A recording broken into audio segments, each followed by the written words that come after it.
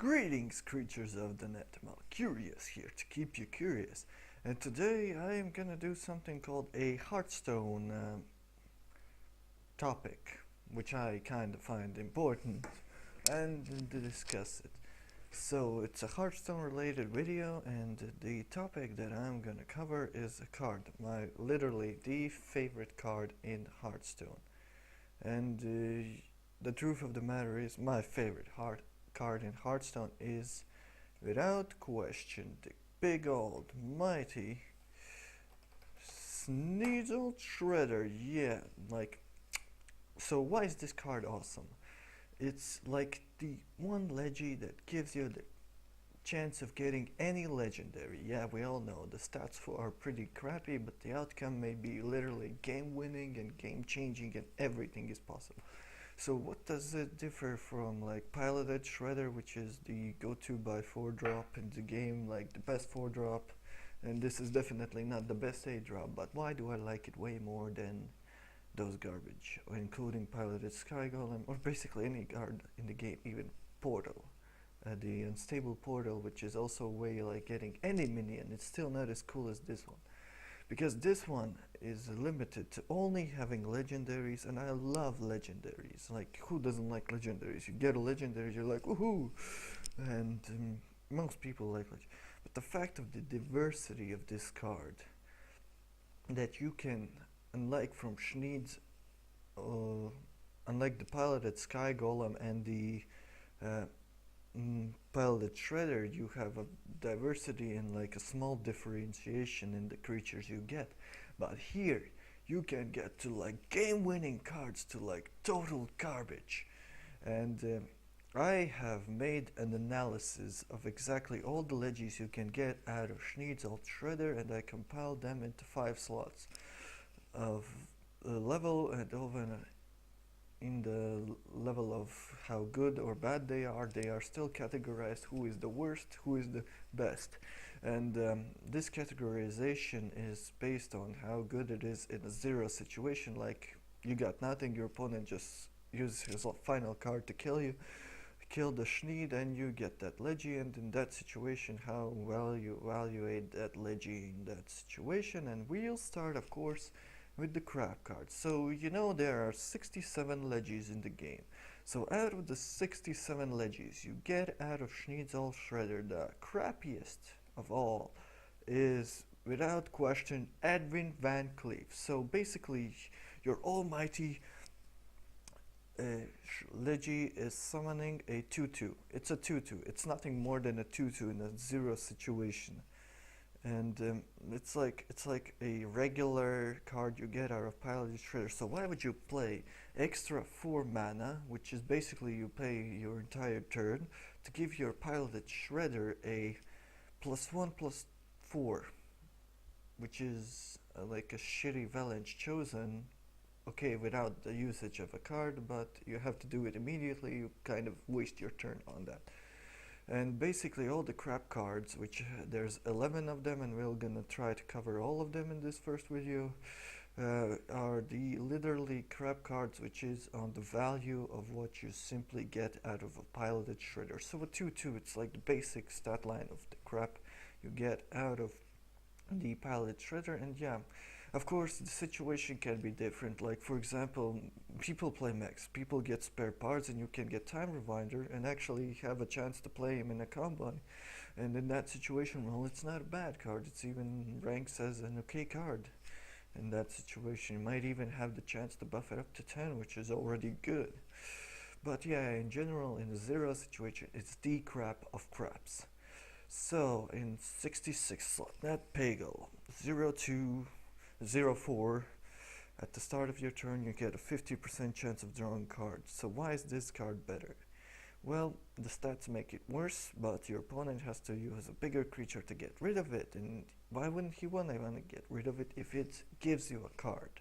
It has a small chance of giving you a card. If you summon it on your turn, yeah, it's shittier chances. If it gets summoned on your opponent's turn, the chances are actually pretty high, because your opponent had focus on killing the Shredder, and well, immediate killing of the Nat Pagel may not be optional for him. So you get a high 50% chance of getting a card, which is, I pick a card always over a 2-2. Like literally, a card can do way more value, and that's why it's valued high.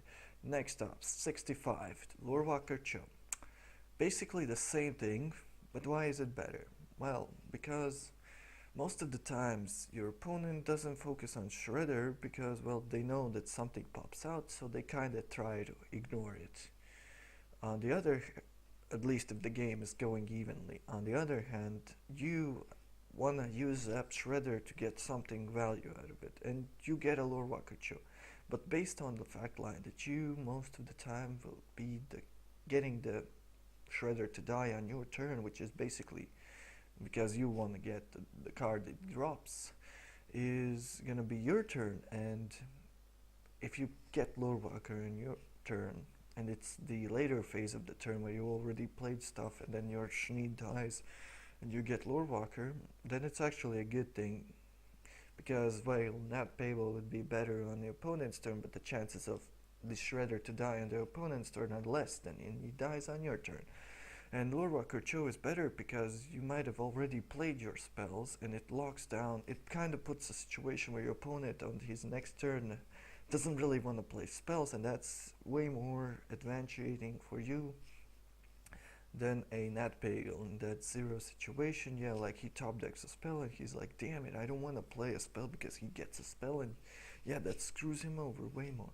Well, that's the only impact, but that impact is better than a 50% chance of getting a card, and plus the Shredder has to die on your opponent's turn, which is a much rarer possibility than it dying on your turn. So yeah, that's why it's better. Number 64, Blood Mage Talmas. So obviously the fact that it's a 1-1 makes it shittier than Van Cleef, but a 1-1 is still like stat line. And the fact that it always gets, first off, why is better than the 2/0/4s? It has damage. You can utilize that damage. It gives you spell damage, so if you top deck a spell, you get way more advantage. And the fact is that no matter what, and I have never seen Blood Mage Talnos silenced, even if your opponent gets a top deck owl, he will not waste it on a Talnos.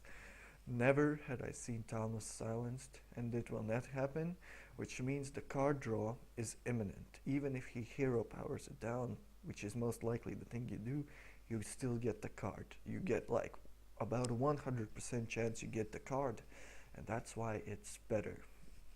Next up, Thinkmaster Overspark. So why it doesn't have an effect, but it's a 3/3, and the 3/3 is already some kind of stat line.